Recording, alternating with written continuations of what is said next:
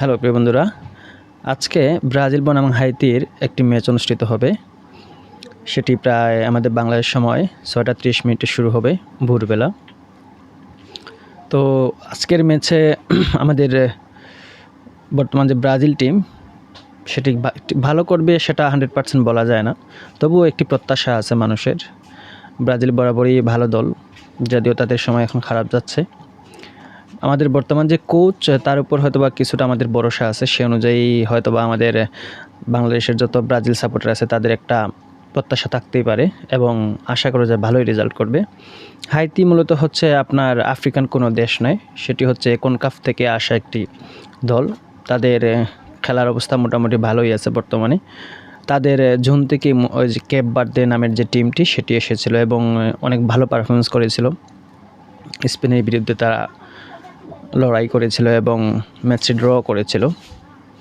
তো সেই ম্যাচে বজিনা নামের যে গোলকিপার সেও বিখ্যাত হয়েছিল এবং তার সর্বশেষ আপডেট হচ্ছে তার মাকে নিয়ে যে একটা চলছিল সেটিও এখন সমাধান হয়েছে। তো এই হচ্ছে বর্তমান, আশা করা যায় ব্রাজিল টিম ভালোই করবে এবং ব্রাজিল টিমের যত সমর্থক এবং প্লেয়ার আছে সবাই মুখিয়ে আছে। কোচের উপর আস্থার উপর ভরসা করেই মূলত আমাদের সবার প্রত্যাশার জাল বাঁধা হয়েছে এবং আশা করা যায় ব্রাজিল টিম ভালোই করবে। কানাগুসা শোনা গেছিল যে রাফিনহা ইনজুরি, যদিও সে শুরু করবে আশা করা যায়।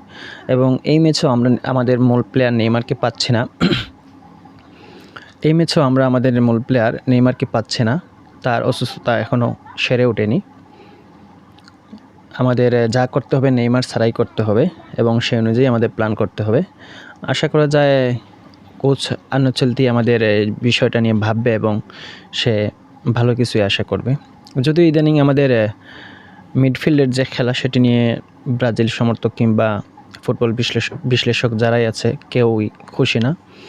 মিডফিল্ডের খেলা অগোছালো এবং বর্তমান যে খেলার কন্ডিশন, পৃথিবীতে ফুটবল যেরকম উন্নতি করেছে সেই জায়গা থেকে হচ্ছে আপনার মিডফিল্ড হচ্ছে আসল মূল খেলার চাবিকাঠি। যদিও এবার পর্তুগালের মিডফিল্ড খুব ভালো ছিল, বাট তারা ভালো রেজাল্ট করতে পারেনি। তো আশা করা যায় ভালো কিছুই হবে, সেই প্রত্যাশাই করি। ধন্যবাদ।